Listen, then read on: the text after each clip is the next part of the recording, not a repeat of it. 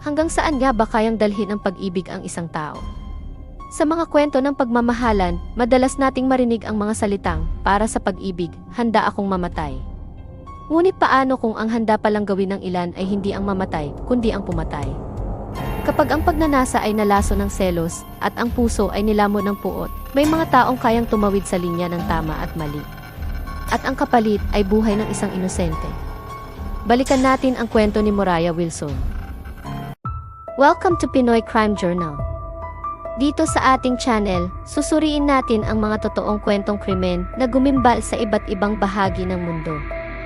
Mula sa mga headline-grabbing cases hanggang sa mga hindi pa nare-resolbang krimen, hihimayin natin ang bawat detalye, bawat saksi, at bawat ebidensya. Samahan ninyo akong alamin ang katotohanan sa likod ng mga krimen na ito. Huwag kalimutang mag-subscribe at i-click ang notification bell para hindi ninyo ma-miss ang kahit isang episode. Simulan na natin ang paglalakbay sa mundo ng krimen. Ito ang Pinoy Crime Journal. Ipinanganak si Anna Moriah Wilson na kilala sa Palayaw na Mo noong May 18, 1996 at lumaki sa Vermont. Galing siya sa isang athletic na pamilya. Ang kanyang ama na si Eric ay dating miyembro ng US ski team, at ang kanyang tiyahin ay 2 beses na naging Olympian sa Nordic skiing. Kaya may matibay na pundasyon si Mo pagdating sa sports. Bata pa lang siya ay mahilig na siyang mag-ski at nangangarap maging isang Olympic skier balang araw. Habang nag-aaral sa Burke Mountain Academy, isang kilalang paaralan para sa mga skier, napunit niya ang kanyang harapang litid ng tuhod sa 2 taon niya sa high school.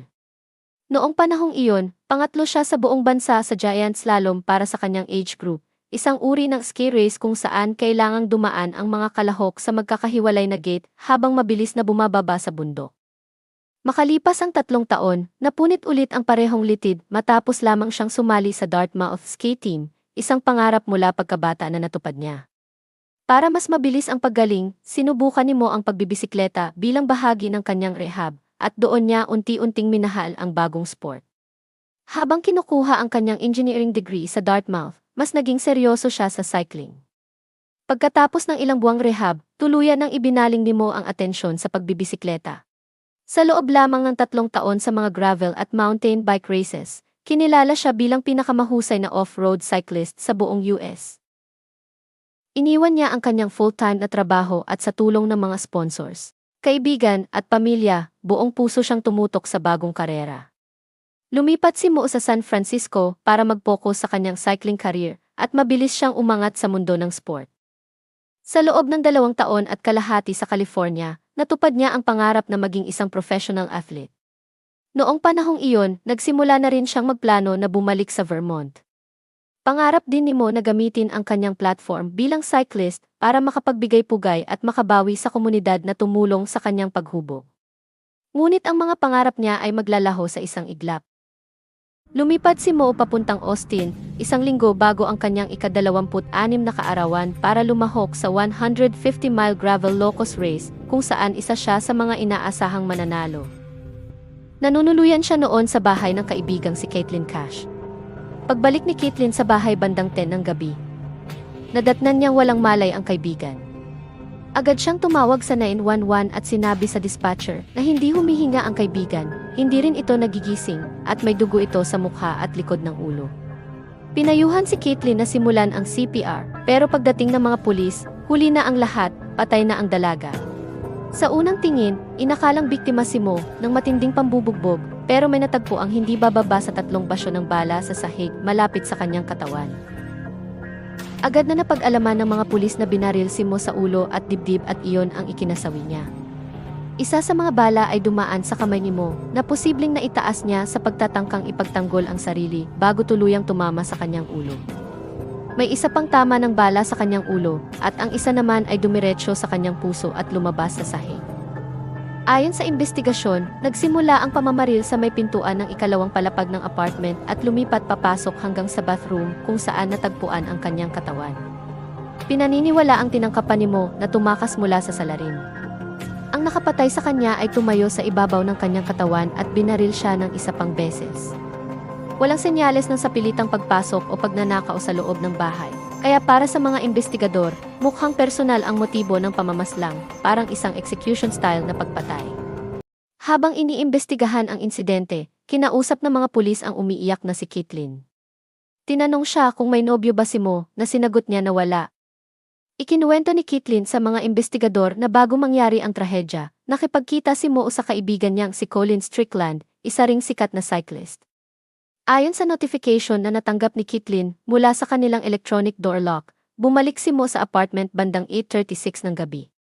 Umalis si Caitlyn ng mga 5:30 p.m. para makipag-dinner sa mga kaibigan, at pagbalik niya, nadatnan niyang walang malay si Mo sa sahig ng bathroom, kaya agad siyang tumawag sa 911. Ang tanging alam ni Caitlyn ay may plano si Mo na makipagkita kay Colin bandang alas 5 ng hapon para mag-swimming. Si Colin Strickland na 35 taong gulang, ay isang kilalang personalidad sa mundo ng pagbibisikleta, suportado ng malalaking brand tulad ng Red Bull at kinikilala bilang isa sa mga pioneer ng gravel racing community. Habang iniinspeksyon ng mga pulis ang apartment at paligid nito, natagpuan nila ang takip ng bisikleta ni Mo sa labas. Ayon kay Caitlyn, kadalasang nasa loob ng bahay ang bisikleta ng kaibigan, pero ngayon ay nawawala ito. Kalaunan, natagpuan ito ng mga pulis na itinago sa mga damuhan at palumpong malapit sa apartment, sa isang masukal na lugar. Dahil dito, nagtaka ang mga pulis kung bakit ang isang napakahalagang bisikleta ay basta na lang itinapon at itinago sa ganoong lugar. Sinuri ng mga investigador ang mga surveillance footage mula sa mga kalapit na bahay at napansin nila ang isang itim na sasakyan na may bike rack na paikot-ikot sa lugar ng halos 1 oras bago dumating ang biktima. Natatakpan ng bike rack ang plate number ng sasakyan, kaya hindi nakilala ang may-ari nito. 1 minuto matapos ibaba si Mo sa apartment ni Caitlyn, nakita sa security camera ng isang kapitbahay ang isang itim na jeep na dumaan sa kalsada. Sa patuloy na pag-iimbestiga, isang kapitbahay ang nagbigay ng ring doorbell footage, nakuha bandang 9:15 hanggang 9:16 ng gabi, mga 40 minuto matapos dumating si Mo. Sa video, narinig ang isang sigaw, kasunod ang 3 putok ng baril, 2 magkasunod, saglit na katahimikan, at saka ang 3 putok. Mas maaga pa nung gabing iyon, nakuha rin sa surveillance na magkasama sina Mo at Colin sa isang lokal na kainan.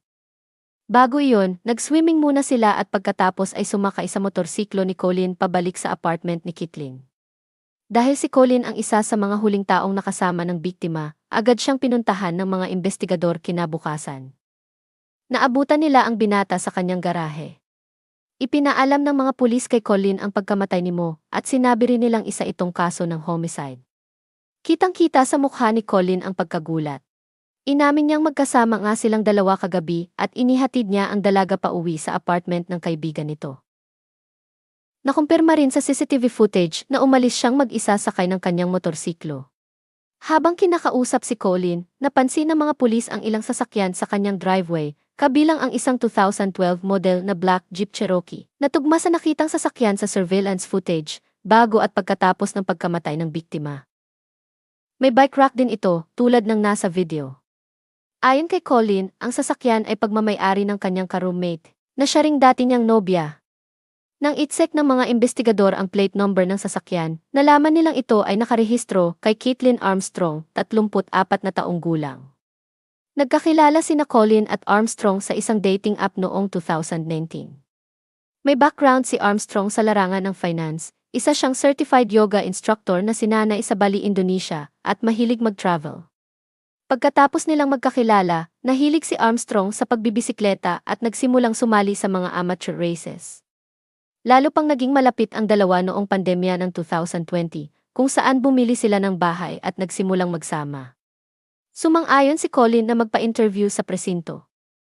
Nang tanungin tungkol kay Armstrong, inilarawan niya ito bilang isang tahimik at mahinahong tao. 3 taon silang nagkaroon ng on and off na relasyon at nagsimula sila ng isang trailer restoration business kung saan si Armstrong ang humawak ng pinansyal na aspeto. Ngunit dumating ang panahong hindi naging maayos ang kanilang samahan, kaya noong huling bahagi ng 2021, sila ay naghiwalay. Sa panahong iyon, nakilala ni Colin si Mo at nagkaroon sila ng maikling romantic relationship na tumagal lamang ng 1 linggo bago naging platonic at profesional na lamang ang kanilang ugnayan. Matapos ang investigasyon, tinanggal si Colin bilang suspect. Makikita sa surveillance na sumakay siya sa kanyang motorsiklo matapos ihatid ang biktima at napatunayan ng phone records na nasa tawag siya habang nagaganap ang krimen. Nang ipakita sa kanya ang video ng itim na sasakyan, talagang nagulat si Colin. Hindi niya maisip na kayang gawin ni Armstrong ang isang ganitong karumal-dumal na krimen. Aminado siyang may malasakit siya sa dating nobya, ngunit hindi niya ito itinuring na lifetime partner. Higit pa raw itong naging kaibigan at katuwang sa negosyo. Nang tanungin tungkol sa mga baril, inamin ni Colin na bumili siya ng 2 9mm handgun para sa personal na seguridad. Nang halughugin ang bahay, napatunayang totoo ito. Sinabi rin niya na ang isa sa mga baril ay para kay Armstrong, at nagsanay pa nga silang dalawa sa shooting range. Inamin din niyang selosa si Armstrong kaya iniiwasan niyang mag-save ng pangalan ng ibang babae sa kanyang cellphone. Si Mo ay inilista niya sa ilalim ng ibang pangalan. Noong gabing kasama niya si Mo, sinabi raw niya kay Armstrong na may mga aasikasuhin siya at patay na ang kanyang cellphone. Noong gabi ng krimen, napag-alaman na ang cellphone ni Armstrong ay hindi konektado sa anumang network, ibig sabihin naka-off ito o naka-airplane mode. Nang araw ding iyon, Huwebes, May 12, 2022, inaresto si Armstrong dahil sa isang lumang warrant. Ito ay kaugnay sa hindi pagbabayad niya ng isang Botox treatment. Ginamit din ito ng mga pulis na pagkakataon para kausapin siya tungkol sa nangyaring krimen. Sa loob ng interview room, nilinaw sa kanya ng mga pulis na ang warrant ay may maling petsa ng kapanganakan niya, kaya ito ay walang bisa at maaari siyang umalis anumang sandali. Gayunpaman, itinuloy pa rin ng mga otoridad ang kanilang planong kaswal na pagtatanong sa kanya upang hindi maghinala si Armstrong na siya ay itinuring na posibleng suspect sa krimen. Tinanong siya kung alam niya ang nangyari sa nakaraang 24 oras, at sinagot niya na sinabi ni Colin sa kanya na may babaeng kasapi ng cycling community na pumanaw. Ayon sa kanya, hindi siya naapektuhan sa balitang magkasama sina Colin at Mo noong gabing iyon. Kalmado lang siya at halos walang ipinakitang emosyon sa panahon ng interogasyon. Ngunit nang sabihin ng pulis na nakita ang kanyang sasakyan malapit sa lugar kung saan napatay ang biktima, humiling siya na umalis na. Ganito rin ang naging tugon niya sa mga sumunod na tanong, gaya ng kung nasaan siya noong gabi ng krimen. Habang lumalalim ang usapan, kapansin-pansin na unti-unting hindi siya mapakali. Dahil wala pang sapat na ebidensyang pinanghawakan, napilitan ang mga pulis na pakawalan siya. Pero batid ng mga investigador na hindi siya umaakto na parang inosente. Pagkaalis niya sa istasyon, nalaman ng mga pulis na nagtungo si Armstrong sa isang car dealership para ibenta ang kanyang jeep. Makalipas ang 2 araw, May 14, 2022, isang kaibigan ni Armstrong ang tumawag sa pulisya at nagsabing galit na galit daw ang kanyang kaibigan sa naging ugnayan ni Colin at Mo. At umabot ito sa puntong sinabi nitong gusto niyang patayin si Mo. Pero huli na ang lahat dahil nakatakas na si Armstrong mula Austin. Nadiskubre ng mga investigador na sa surveillance footage mula sa Austin Bergstrom International Airport, nakita si Armstrong na lumipad papuntang LaGuardia Airport sa Queens, New York. Hinala ng mga investigador na posibleng nagtungo si Armstrong sa bahay ng kapatid niyang si Christy Armstrong sa upstate New York at tama ang kutob nila. Inamin ni Christy sa mga otoridad na ilang araw ngang nanatili sa kanya ang kapatid at siya mismo ang naghatid dito sa Newark Liberty International Airport. Huling balita niya, sasakay daw ng eroplano ang kapatid pabalik ng Austin. Pero nang tawagan niya ito kinabukasan, sinabi ni Armstrong na nagbago raw siya ng isip at magdadrive na lang pabalik, isang 2,800 kilometrong biyahe na tatagal ng halos 25 oras. Para sa mga investigador, wala itong kahit anong saysay. Agad nilang sinuri ang lahat ng paalis na flight mula Newark Airport at napag-alaman na wala namang nakabook na tiket sa pangalan ni Armstrong. Nabanggit naman ni Christy na nawawala ang kanyang passport, kaya agad itong ipinacheck ng mga pulis sa Homeland Security. Ilang minuto lang, tumawag na ang kontak nila at kinumpirma na si Christy Armstrong ay lumipad mula Newark, New Jersey, papuntang Costa Rica gamit ang isang one-way ticket. Mariing itinanggi ni Christy na siya ang nagbigay ng passport sa kanyang kapatid at nakumbinsi naman ang mga otoridad. Paglapag ni Armstrong sa Costa Rica, agad kumilos ang Deputy U.S. Marshals na sina Emir Perez at Damian Fernandez. Kinolekta nila ang lahat ng litrato ni Armstrong at sinundan siya papuntang San Jose, pero wala silang nakitang bakas ng presensya niya sa lungsod.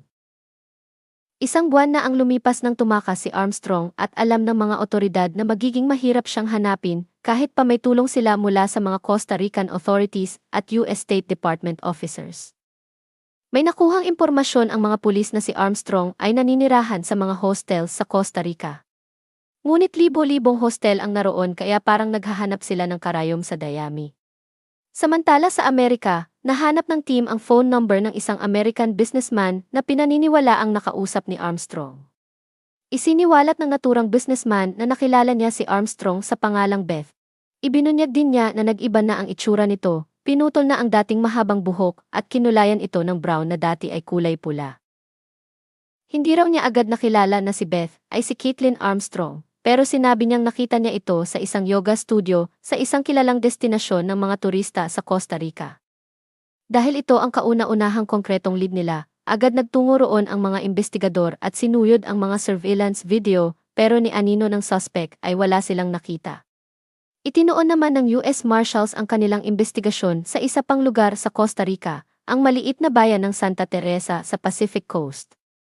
May impormasyon silang natanggap na maaaring nagtungo si Armstrong doon. Pero pagdating nila, binalaan agad sila ng mga lokal na magiging mahirap ang kanilang misyon dahil maraming dayuhang babae sa lugar na kahawig ni Armstrong. Nadiskubre naman nila na papalit-palit ng pangalan si Armstrong.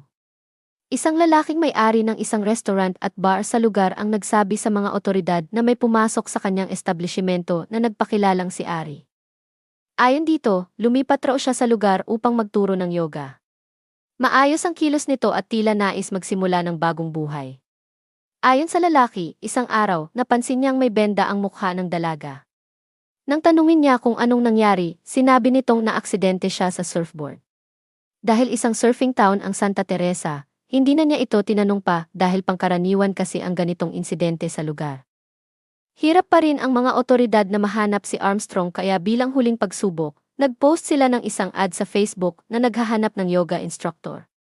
Halos isang linggo ang lumipas pero walang sumagot. Nagdesisyon na silang umalis at bumalik ng San Jose, ngunit sa hindi inaasahang pagkakataon, may biglang nag-reply sa kanilang ad. Sinabi nitong isa siyang yoga instructor at pumayag makipagkita. Dito na nila sinimulang bantayan ang isang hostel kung saan pinaniniwala ang nananatili ang yoga instructor na sumagot sa patalastas. Pumasok si Deputy US Marshal Perez sa hostel at kinausap ang babae sa wikang Espanyol upang magpanggap bilang turista para hindi maghinala ang suspect. Napansin din ng Marshal ang benda sa ilong nito at ang pamamaga ng mga labi pero ang mga mata nito ay kapareho ng mga mata ni Armstrong. Nang makumpirma ni Perez na siya nga ang hinahanap nilang suspect, agad na kumilos ang lokal na pulisya para siya ay arestuhin. Kalaunan, nakahanap ang mga investigador ng resibo para sa isang cosmetic surgery sa hostel. Isang nose job ang isinagawa habang ang mga otoridad ay patuloy na naghahanap sa kanya. Ibinyahe pabalik sa Amerika si Armstrong kung saan siya ay opisyal na kinasuhan sa pagpatay kay Mo at ikinulong. Ngunit 3 linggo bago magsimula ang paglilitis, habang inihatid siya ng mga otoridad sa isang appointment sa doktor, bigla siyang tumakas. Gayunpaman, agad rin siyang nahuli ng mga otoridad makalipas ang ilang sandali. Sa korte, maraming naibunyag tungkol sa mga ginawa ni Armstrong bago ang krimen. Nadiskubre na may access si Armstrong sa lahat ng personal na impormasyon ng kanyang dating nobyo. Alam niya ang mga passwords ni Colin, kaya't nababasa niya ang mga text messages, emails, at maging ang mga tawag nito pati na rin ang Instagram account nito. Napag-alaman ding sinusundan ni Armstrong si Mo sa isang fitness tracking app na tinatawag na Strava, kaya't alam niya kung saan ang mga ganap nito. Pinaniniwala ang noong gabi ng krimen, habang si Mo ay nagpadala ng address kay Colin ng bahay ng kanyang kaibigan, nasa bahay si Armstrong at nakabukas ang laptop ni Colin, kaya't nakita niya mismo ang mensahe. Posible ring tinitingnan niya ang real-time location ni Colin habang nangyayari ang krimen. Ayon sa mga ebidensya, bago pa man ang pamamaslang, ilang beses nang pinagsabihan at tinakot ni Armstrong si Mo sa pamamagitan ng text messages at tawag. At pagkatapos patayin si Mo, kinuha niya ang bisikleta nito at itinapon sa mga damuhan ilang yarda lang mula sa kanyang jeep, marahil upang palabasing isang pagnanakaw na hindi ayon sa plano. Nagsimula ang paglilitis para sa pagpatay kay Ana Moraya Wilson noong November 2023. Nabunyag din sa korte ang fingerprints ng suspect na naiwan sa upuan at sa manibela ng bisikleta ng biktima habang ito ay itinatapon sa damuhan. Ang 3 shell casings na na-recover mula sa crime scene at ang baril ni Armstrong ay tumutugma sa mga bala na ginamit sa pagpatay sa biktima. Mahigit na 40 saksi ang dumalo sa korte at noong November 16, 2023, matapos ang 2 linggong paglilitis at 2 oras na deliberasyon. Ipinahayag ng hurado na si Kaitlyn Armstrong ay guilty sa kasong first-degree murder. Siya ay hinatulan ng 70 taon na pagkakakulong. Bilang paggunita kay Mo, itinatag ng kanyang pamilya ang Moriah Wilson Foundation. Ang misyon ng foundation ay itaguyod ang malusog na pamumuhay at pagpapalakas ng komunidad, pati na rin ang pagsuporta sa mga organisasyong tumutok sa pagpapalawak ng access sa mga recreational, sports, at educational programs. Sa isang bike trail sa Kingdom Trail sa North Vermont, itinayo ang isang trail na tinawag na Moriah's Ascent bilang paggunita sa dalaga dahil ito ay isang lugar na espesyal sa kanyang puso. Maraming salamat sa inyong panonood dito sa Pinoy Crime Journal. Kung nagustuhan ninyo ang episode na ito, huwag kalimutang magbigay ng komento at i-share sa inyong mga kaibigan. Tandaan, mag-ingat at manatiling mapagmatsyag. Muli, ito ang Pinoy Crime Journal.